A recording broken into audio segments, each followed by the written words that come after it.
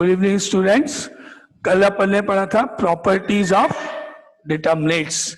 तो कल तक जितनी प्रॉपर्टीज हमने पढ़ी थी वो सब क्लियर, सबको वो सब क्लियर है? क्या मतलब था उन सब में? कोई डाउट नहीं, सब क्लियर? ठीक है। नाउ अब आगे अपन चलते हैं नेक्स्ट। उसी से रिलेटेड एक प्रॉपर्टी है, वो अपन लिखते हैं। क्या है? जो आपने लास्ट प्रॉपर्टी थी, फोर्थ फिफ्थ जो भी है, उसी का सब पार्ट है। नई प्रॉपर्टी है, उसी का पार्ट है वो। Now we can take out any common factor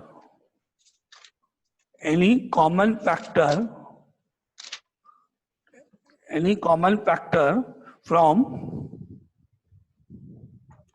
any one row or any one column.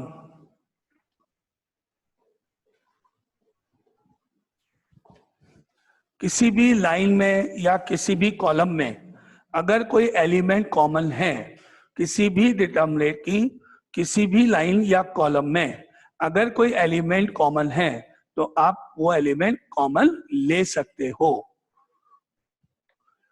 For example, एक आपके पास डिटर्मिनेंट है, suppose a square, b square, c square, a and suppose, या ऐसे नंबर्स में लेते हैं पहले। चलो सपोज, नाउ सपोज 10, 15, 20, 2, 3, 4, 1, 9, 8। ये एक डिटर्मिनेंट है। इस डिटर्मिनेंट की वैल्यू आपको फाइंड करनी है। यहां पर अपन ने डेल्टा सिंबल से इसको डिनोट किया। Delta is equal to this 10, 15, 20, 2, 3, 4, 1, 9, 8 is a determinant. अब आपने कल जो प्रॉपर्टी पढ़ी थी वो अप्लाई कर सकते हो। उसमें हमने पढ़ा था कि किसी भी रो को या किसी भी कॉलम को किसी भी नॉन जीरो नंबर से आप मल्टीप्लाई कर सकते हो। दो स्टेप मेरे पास है। पहला जो कल मैंने पढ़ा था, लाइन नंबर 2 के इन एलिमेंट्स को, पूरे डिटर्मिनेंट को नहीं, लाइन नंबर 2 को, 2, 3, 4 को मैंने अगर मल्टीप्लाई बाय 5 कर दिया तो कर सकते हैं, अलाउड है। किसी भी डिटर्मिनेंट की कोई भी लाइन को या कॉलम को किसी भी नॉन जीरो नंबर से आप मल्टीप्लाई कर सकते हो। ऐड नहीं कर सकते हो कि 2 में 5 ऐड कर दो, 2 + 5 7, ऐसे नहीं। एडिशन नहीं बोल रहा हूं, सब्ट्रैक्शन नहीं होगा, मल्टीप्लिकेशन होगा। एंड मल्टीप्लिकेशन होगा तो डिवीजन भी कर सकते हो। इस पूरे लाइन को आप किसी भी नंबर से डिवाइड कर सकते हो अदर देन जीरो, मल्टीप्लाई कर सकते हो अदर देन जीरो, लेकिन कोई नंबर ऐड या सब्ट्रैक्ट नहीं कर सकते हो। तो अगर इस लाइन को, सेकेंड लाइन को आप चाहते हो कि 5 से इंटू कर दें तो आप कर सकते हो। उसके लिए स्टेप अपने को लिखना कैसे है वो देखें। दोनों मेथड है। पहला स्टेप, आप चाह रहे हो इस लाइन 2 को 5 से इंटू करें, जैसे एलिमेंट्री ऑपरेशन में था। लाइन 2 यानी R2 को 5 से इंटू करने पर हम लिख सकते हैं इस तरह से, R2 टेंड्स टू 5R2। क्या करने जा रहे हैं? लाइन 2 को हम 5 से मल्टीप्लाई करने जा रहे हैं। तो आप जब 5 से इंटू करोगे तो जैसा अपन ने मैट्रिक्स में पढ़ा था, जो ऑपरेशन लेफ्ट साइड के मैट्रिक्स में अप्लाई होता था वही ऑपरेशन राइट साइड में भी अप्लाई होता था। दोनों साइड जाएगा तभी तो इक्वलिटी स्टैंड करेगी, इक्वल होगा। तो आप जब 5 से इंटू करोगे तो ऐसे होगा, 5 delta is equal to, line 1 में कोई चेंज नहीं, 10, 15, 20। लाइन 2 में, सॉरी, इसका साइन जो है वो डिटर्मिनेंट का, इसका भी साइन डिटर्मिनेंट का।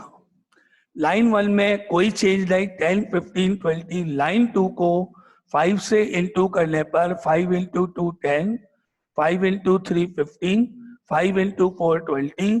थर्ड लाइन में कोई चेंजेस नहीं करेंगे। ये स्टेप अपन यहां लिख सकते हैं। मल्टीप्लाई बाय सेकेंड लाइन, किसी भी लाइन को अपन किसी भी नंबर से मल्टीप्लाई कर सकते हैं। तो ये अपना एक स्टेप अपन ने किया। मल्टीप्लिकेशन अपन दोनों साइड करेंगे। ये करने के बाद अब हमने देखा लाइन 1 में और लाइन 2 में दोनों में जो नंबर्स हैं वो आइडेंटिकल है, सेम है। R1 is identical to R2। तो आप प्रॉपर्टी याद करो, in a determinate if any two rows or any two columns are identical then the value of determinate is 0। Zero. Yes correct. तो अब अपन आगे फर्दर एक्सपेंशन नहीं करते हुए अब हम लिख सकते हैं नाउ देयरफॉर आंसर इज 0, क्योंकि बाद में ये 5 नीचे भी जाएगा तो भी कोई फर्क नहीं पड़ेगा। 5 delta is equal to 0, therefore delta is equal to 0, और ये अपना आंसर हो गया इस डिटर्मिनेंट का, इसकी वैल्यू हो गई R1 and R2 are identical. ये रीजन लिखते हुए एक ये क्वेश्चन हो गया जिसमें आप इस डिटर्मिनेंट को बिना एक्सपेंड करे इसकी वैल्यू निकालोगे। क्वेश्चन में आएगा लिखा हो without expanding find the value of the determinant. ये अपन ने वैल्यू कैलकुलेट करी, मेथड नंबर 1। बहुत सारे तरीके हैं, पहले ये बताओ कि क्या ये मेथड, ये स्टेप जो मैंने यहाँ लिखे, ये सबको क्लियर है? अपन ने कल पढ़ा था कि हम किसी भी लाइन को या किसी भी कॉलम को किसी नंबर से मल्टीप्लाई कर सकते हैं, डिवाइड भी कर सकते हैं, लेकिन जो ऑपरेशन राइट साइड में लगाओगे वही ऑपरेशन लेफ्ट हैंड साइड में लगाओगे। अगर इसकी किसी लाइन को 5 से इंटू करोगे तो इधर भी 5 से इंटू होगा। चॉइस आपकी है, आप देखो रिलेशन देखो कि ऐसा क्या ऐसा कोई स्टेप हो जाए जिससे दो लाइन आइडेंटिकल हो जाए और आंसर 0 हो जाए, वो आपको ऑब्जर्व करना पड़ेगा खुद को, और वो ऑपरेशन कर दो 0 हो जाएगी वैल्यू। तो पहले इस स्टेप में बोलो, कोई डाउट है किसी को? मेथड नंबर 1, इस तरह से आप इसका आंसर निकाल सकते। नहीं क्लियर? अब स्टेप नंबर 2 और भी मेथड है, आप जिसको जैसा इजी लगे, जिसको जैसा आता है। अब ये तो हो गया एक स्टेप है ना, स्टेप नंबर 2। अब आपने क्या किया कि ये डिटर्मिनेंट लिखा हुआ है, अब आपको ये ध्यान नहीं आया कि इसको अपन 5 से इंटू करें, ये नहीं आया, कोई बात, लेकिन ये दिख रहा है 10, 15, 20, इस पूरी लाइन को 5 से डिवाइड कर दिया जाए। आप डिवाइड कर सकते हो, मैंने बोला आप मल्टीप्लाई कर सकते हो किसी भी नंबर से, नॉन जीरो नंबर से। तो आपको दिखा कि हम इस लाइन के सारे एलिमेंट्स को 5 से डिवाइड कर देते हैं। तो आपने ये स्टेप ऐसे लिखा, R1 tends to R1 divided by 5, ऐसे लिखा। फिर उस केस में आपको दोनों साइड ऑपरेट करना है, इधर भी करना है डेल्टा के यहाँ भी और इक्वल टू में भी। तो लेफ्ट साइड में तो आपने लिखा delta upon 5 is equal to determinant में लाइन नंबर 1 के एलिमेंट्स को 5 से डिवाइड करने पर 2, 3, 4, सेकेंड लाइन में नो चेंज 2, 3, 4, थर्ड लाइन में नो चेंज 1, 9, 8, ऐसे बना दिया। और उसके बाद वही same reason is equal to 0। ये 0 हो गया, बाद में 5 इंटू हो जाएगा, 5 into 0 is 5, answer is 0 again. Again a correct method, बिल्कुल सही है, ऐसे भी कर सकते हैं, ठीक है। ये आपका मेथड नंबर 2, दोनों मेथड सही है, जिसको जो इजी लगता है। एनी डाउट इस मेथड नंबर 2 में? ये भी स्टेप बिल्कुल सही है, ऐसे भी अलाउड है, कोई प्रॉब्लम नहीं। क्लियर? Any doubt? नहीं? Now step number 3, method number 3, step number 3। अभी हमने पढ़ा कि हम किसी भी लाइन में से या किसी भी कॉलम में से कोई भी एलिमेंट को कॉमन ले सकते हैं। फॉर एग्जाम्पल, आपने इस लाइन में से सिर्फ एक फर्स्ट लाइन में से आपने देखा 5 कॉमन है। जब मैं बोलता हूं 5 को कॉमन ले लो, एक ही बात होती है, कॉमन लेने का मतलब है 5 से डिवाइड ही करना, क्योंकि कॉमन लेके आप 5 बाहर लिख दोगे तो नंबर 5 से डिवाइड ही तो करोगे आप, जो रिमेनिंग नंबर्स है वो लिखना। तो अगर मैंने बोला फर्स्ट लाइन को 5 से डिवाइड करो, या मैंने लिखा टेकिंग 5 कॉमन फ्रॉम R1, एक ही बात है, एक ही स्टेप है वो। तो यहां मैंने अब ऐसे लिख दिया, taking 5 common from R1, line 1 में से 5 कॉमन लिया गया, तो मेरा स्टेप हुआ delta is equal to 5 common and determinant. 5 को बाहर कहीं भी लिख दो, ऐसा नहीं कि 5 आपने फर्स्ट लाइन में से लिया है तो उसके सामने ही लिखना पड़ेगा, नहीं, वो तो आप कहीं भी लिख दो। 5 कॉमन लिया, 5 into value of the determinant है वो, तो 5 जैसे अपन नॉर्मल लिखते हैं लिख दो। अब लाइन 1 के नंबर्स हो गए 2, 3, 4, 2, 3, 4, 1, 9, 8 एज इट इज, बाकी सब सेम। और फिर वही same method, answer is 0। 5 into 0 is equal to 0। एक ही बात है ना, अभी थोड़ी देर पहले ये 5 कहाँ था, नीचे था, बात तो एक ही है। डेल्टा अपॉन 5 यानी delta is equal to 5 into, ऐसे ही होता है ना। तो दोनों मेथड एक जैसे हैं, दोनों सही हैं। नाउ ये भी सही है, मेथड नंबर 3 ये भी अलाउड है, ऐसे भी कर सकते हो। ठीक है, क्लियर, तीनों स्टेप्स, तीनों मेथड। किसी भी डिटर्मिनेंट की किसी भी लाइन या कॉलम में से कोई भी एलिमेंट को आप कॉमन ले सकते हो, अलाउड है। यहां तक क्लियर, कोई डाउट नहीं? नाउ सपोज एक क्वेश्चन है यहां पे कि एक डिटर्मिनेंट है डेल्टा 1, इसमें नंबर्स इस तरह से है 1 -2 4 3 6 2 1 8 7। और सपोज करो कि इस डिटर्मिनेंट की वैल्यू 5 है, मान लेते हैं suppose. Now another determinant delta 2 is equal to 2 -4 8 6 12 4 2 16 14। तो इस डिटर्मिनेंट की वैल्यू आपको लिखनी है, इसके आगे क्या होगी? एनीवन, कोई भी जिसको मालूम है आंसर, सोचो, रिलेशन ढूंढो।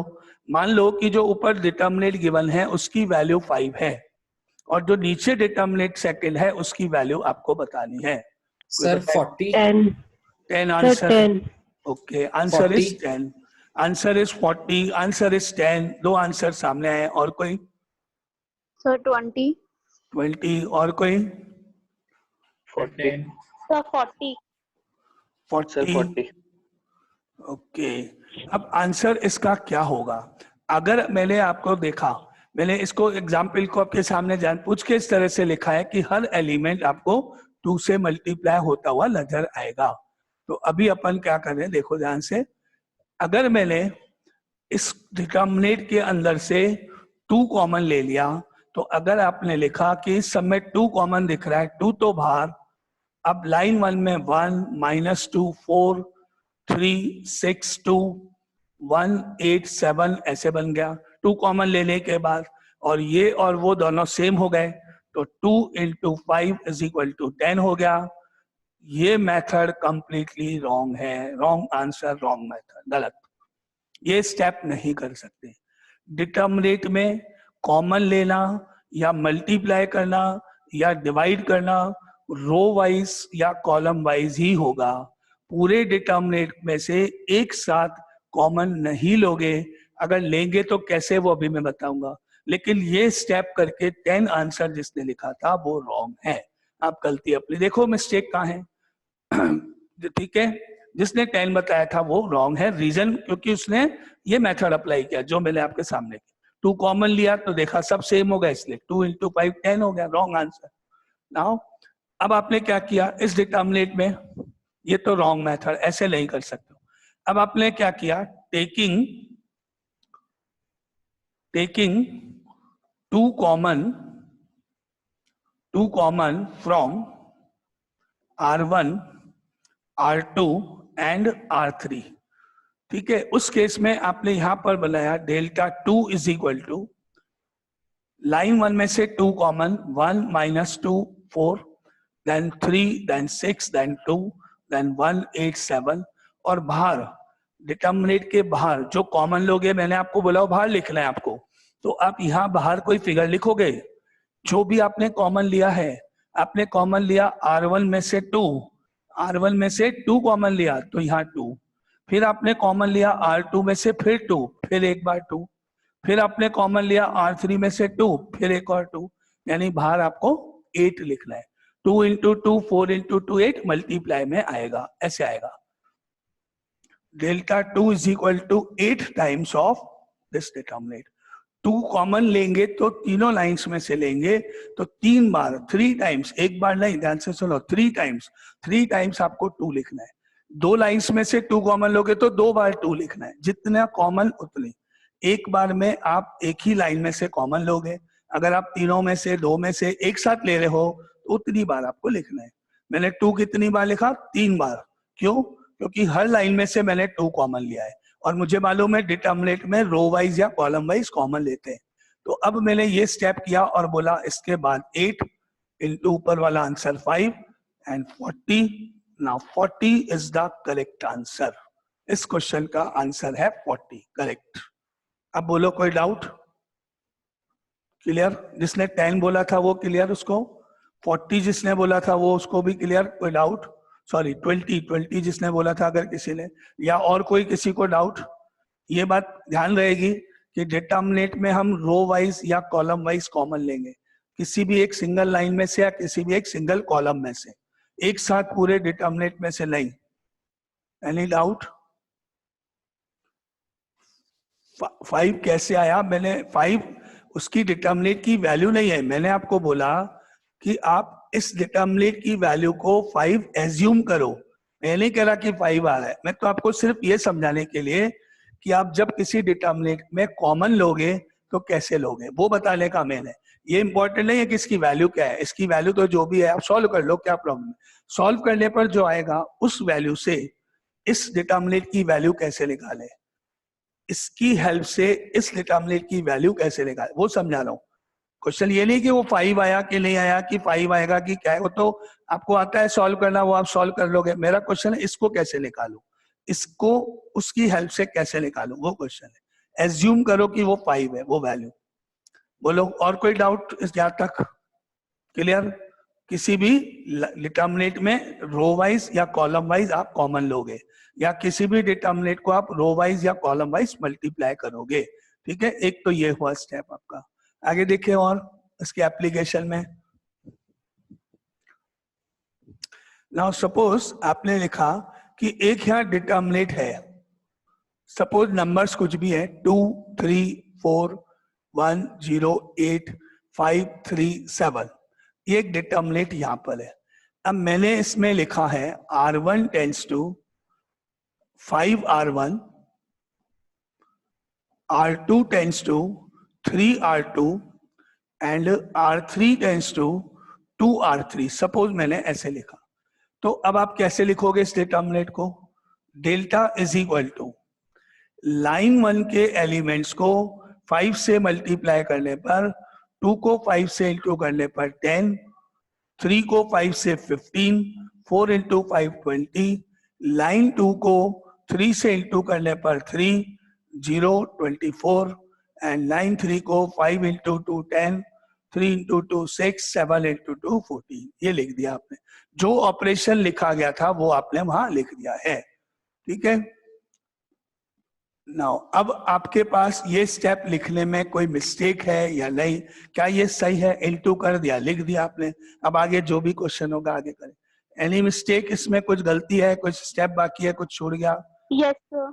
क्या तो बाकी? दोनों साइड करेंगे ना मल्टीप्लाई. बिल्कुल बिल्कुल मल्टीप्लाई सही, दोनों साइड. बिल्कुल करेक्ट. अगर आपने ये स्टेप कर दिया और आगे फर्दर नेक्स्ट स्टेप पे मूव कर गए तो आपके मार्क्स वहां डिडक्ट हो जाएंगे.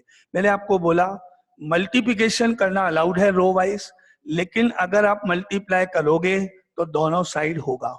आपने इधर तो कुछ लिखा ही नहीं, लेफ्ट साइड में जो कुछ किया राइट साइड में कर दिया, ये अब इक्वल रहे नहीं, इक्वलिटी खत्म हो गई. इक्वल तो तभी होंगे जब दोनों साइड हो, जिससे वापस कट जाए आपस में. अभी तो दोनों इक्वल रहे नहीं, अभी तो गलत हो गया पूरा. अब आपको क्या करना था, आपने 5 से इंटू किया, वो 5 यहां भी लिखना था, 3 यहां भी लिखना था और 2 यहां भी लिखना था, ऐसे इंटू में लिखना था. बाद में आप चाहो तो इन नंबर्स को नीचे अपॉन में ले जा सकते हो.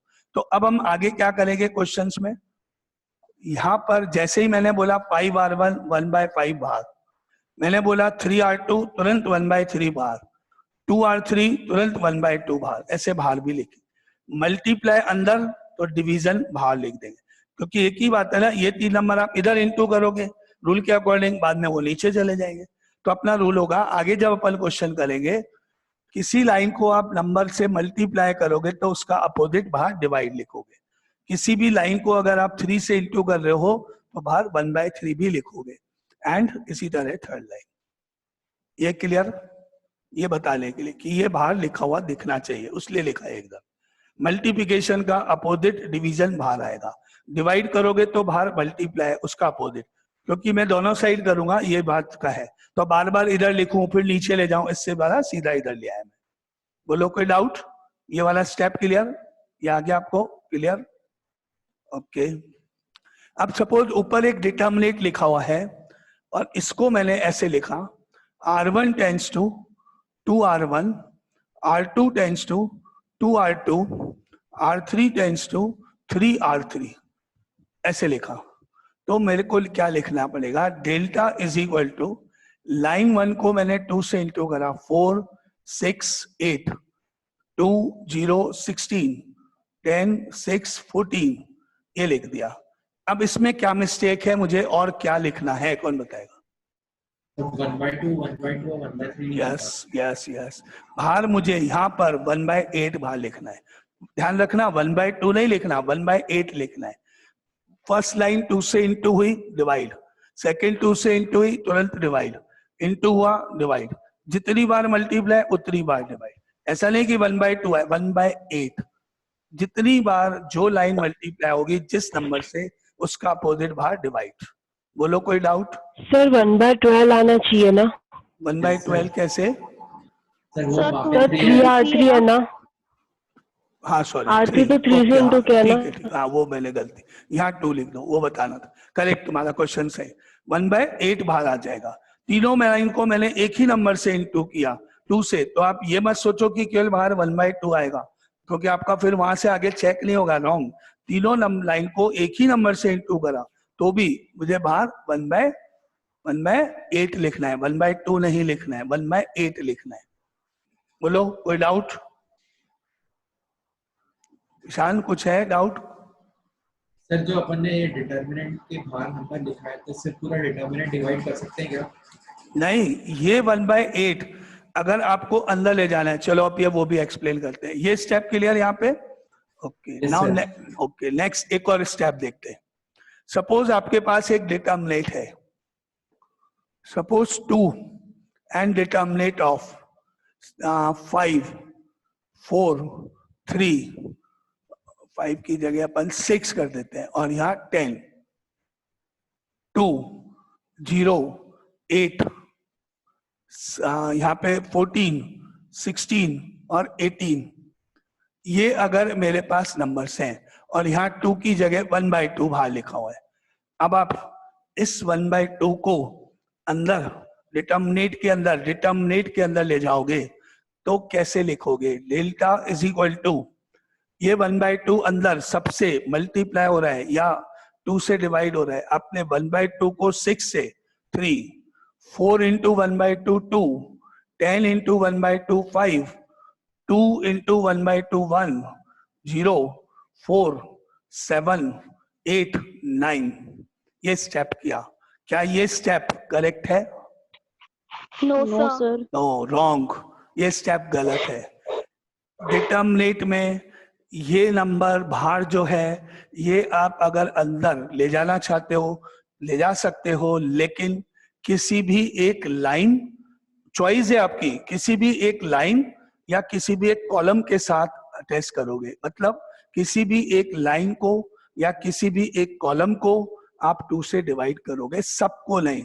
कौन सी लाइन, चॉइस है आपकी, सब सही है। अगर किसी ने इसको 2 से डिवाइड करा बाकी नहीं किया चलेगा, किसी ने सेकंड लाइन को किया वो भी सही, किसी ने थर्ड लाइन को किया वो भी सही, किसी ने सेकंड कॉलम को किया वो भी सही। आपको लगेंगे सब डिटर्मिनेंट में नंबर अलग अलग है, लेकिन चिंता करने की जरूरत, जब आप उसको एक्सपेंड करोगे सबके आंसर एक से आने वाले हैं। किसी एक लाइन या कॉलम में ले जाओगे, आपकी चॉइस। यानी ये स्टेप गलत है, आप कुछ भी कर सकते हो इस तरह से। डेल्टा इज इक्वल टू, मान लो फर्स्ट लाइन को 2 से डिवाइड कर दिया, 3 2 5, बस बाकी कुछ नहीं, copy same as it is copy करना है। किसी एक लाइन में और किसी एक कॉलम में ही जाएगा।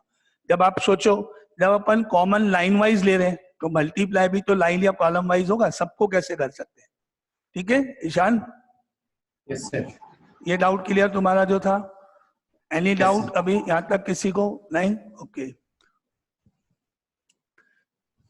नाउ सपोज आपका एक ये डिटर्मिनेंट है 10 15 20, और suppose 3 and 7 and 8 and 1 and 9 और 2, ये एक डिटर्मिनेंट है। आपने देखा फर्स्ट लाइन में से 5 कॉमन आ सकता है, आपने लिख दिया टेकिंग 5 कॉमन फ्रॉम R1, तो डेल्टा इज इक्वल टू 5 तो बाहर, 2 3 4 3 7 8 1 9 2, ये स्टेप आपने लिख दिया, ठीक है, करेक्ट है, कोई रॉन्ग नहीं है इसमें, बिल्कुल सही है। अब आपने नेक्स्ट क्या किया, सोचा कि इस 5 को यहाँ बाहर लिखा हुआ रखा है, अच्छा नहीं लग रहा है, सारा डिटर्मिनेंट है बॉक्स में, इसको भी वापस अंदर ही डाल दे, बाहर क्यों लिखे, तो आपने सोचा इस 5 को वापस अंदर भेज देते, आपने अंदर भेज दिया, लेकिन गलती से इस 5 को आपने सबसे मल्टीप्लाई कर दिया तो रॉन्ग हो जाएगा। हाँ, अब आपने इस 5 को वापस अंदर डाल दिया, वापस मल्टीप्लाई करके ऐसे लिख दिया 2 3 4 15 35 40 1 9 2, ऐसे लिख दिया। क्या ये स्टेप करेक्ट है? Yes, sir. Yes, correct.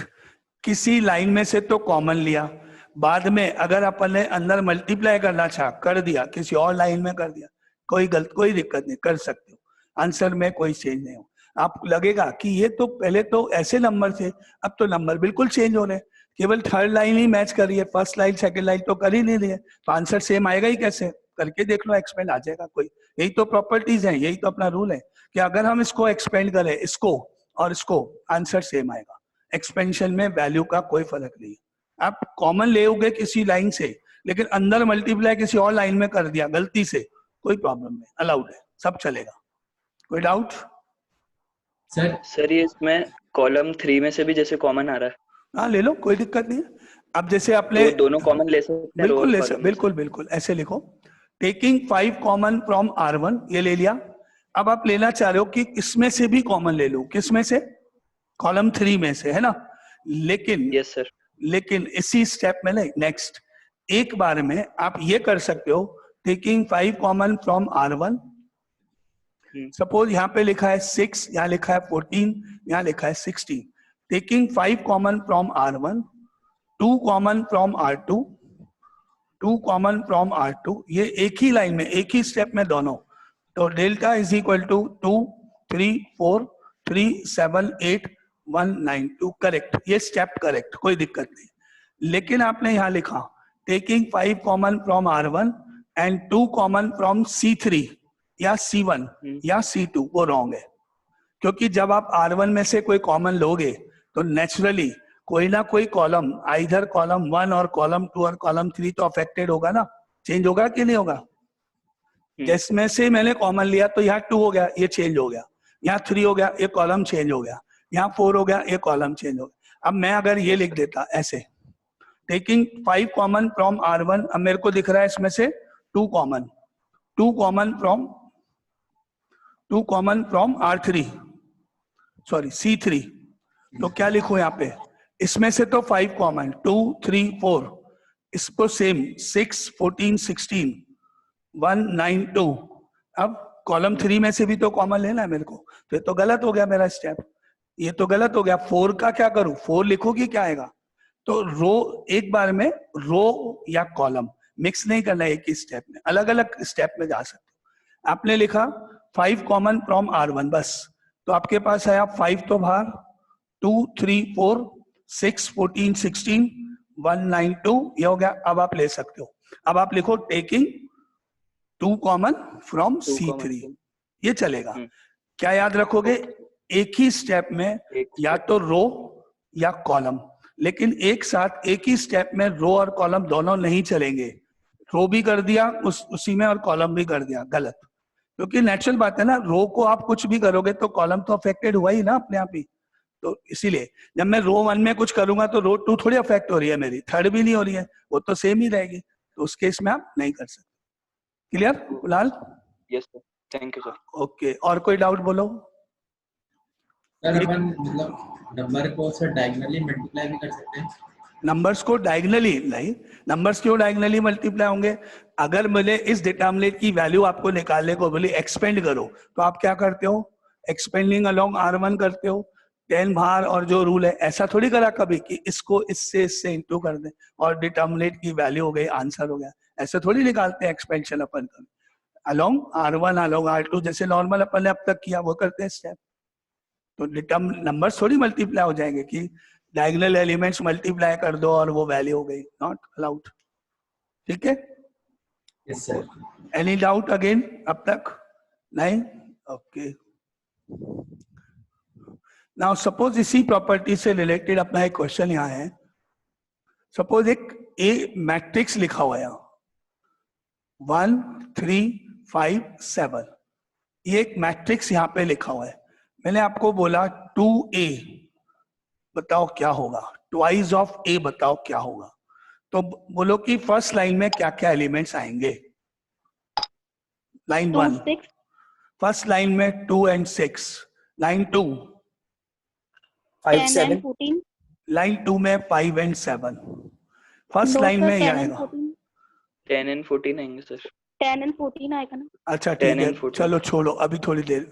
मैंने यहाँ लिखा determinant of a is equal to 1 3 5 7, ये डिटर्मिनेट लिखा है ऐसे मैंने, है ना। अब मैंने लिखा ट्वाइस ऑफ डिटर्मिनेट a बताओ। डिटर्मिनेट a को मैंने बोला 2 से इंटू करके बोलो, दोनों सामने लिखे हैं, दोनों को कंपेयर कर लेना आप, है ना, देख लेना। मैंने बोला कि ए मैट्रिक्स है, मैट्रिक्स स्क्वायर ब्रैकेट लगाया और 2a बताओ, तो आपका आंसर क्या है अभी देखते हैं। और यहां मैंने लिखा डिटर्मिनेट ए ये है, आप मुझे ये आंसर बताओ। 2a बताओ क्या होगा, और यहाँ ट्वाइस ऑफ डिटर्मिनेट ए बोलो क्या होगा। अब क्या ये दोनों में, अब देखो इसको मैंने लिखा तो क्या लिखा, एनीवन क्या लिखूं मैं यहाँ नंबर्स? Sir 2 6 5 7 2 6 5 7, okay. इधर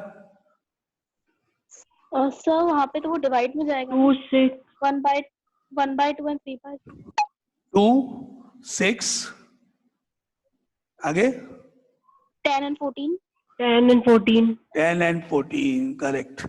अब पहले सुनो, अगर कोई मैट्रिक्स ए लिखा है और आपको कहा गया 2a बताओ, फाइंड 2a, तो आपको इस मैट्रिक्स के सारे एलिमेंट्स को जितने भी है सबको 2 से इंटू करके लिखना है।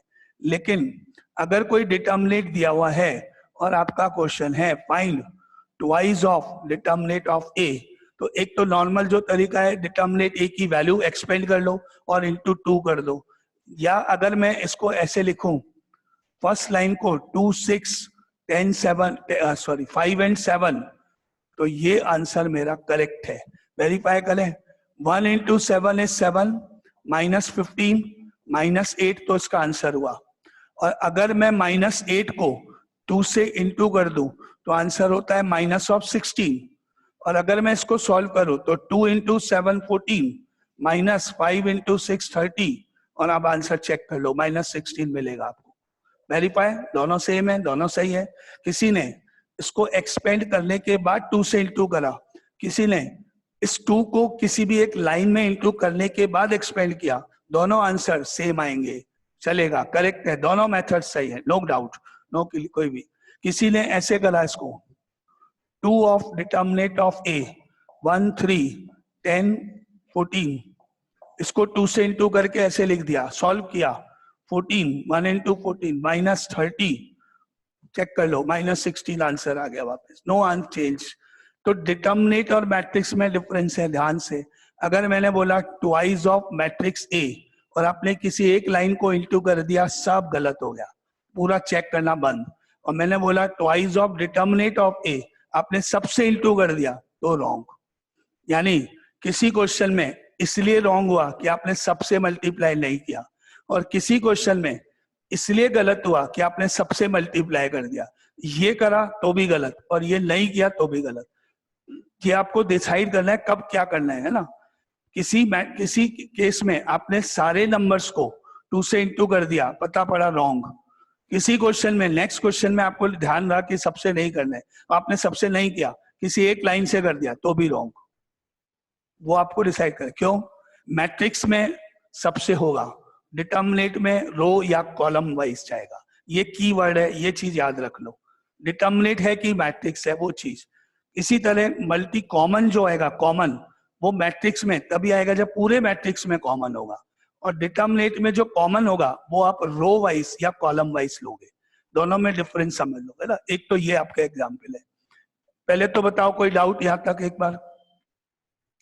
अच्छा, सपोज एक मैट्रिक्स ए लिखा है 10 14 18 20, और एक डिटर्मिनेट ऑफ ए लिखा है 10 14 18 20। आपने देखा कि इसमें से हम इस पूरे में यहां से 2 कॉमन दिख रहा है आपको 2, आपने क्या किया 2 तो बाहर लिख दिया 5 7 9 10 और यहां आपने 2 बाहर लिख दिया 5 7 9 10। बोलो दोनों सही है? No sir. कौन No, सा sir. सही है? No, sir. फर्स्ट वाला सही है। Sir, फर्स्ट वाला सही सही और है। सेकंड वाला रॉन्ग फोर है। आएगा। Wrong है। रॉन्ग है। है। बिल्कुल सही रॉन्ग है। Sir, four फर्स्ट इज आएगा। Correct correct. फर्स्ट वाला सही है, सेकंड वाला रॉन्ग है। यहाँ पर करेक्शन 2 into 2 आना चाहिए था।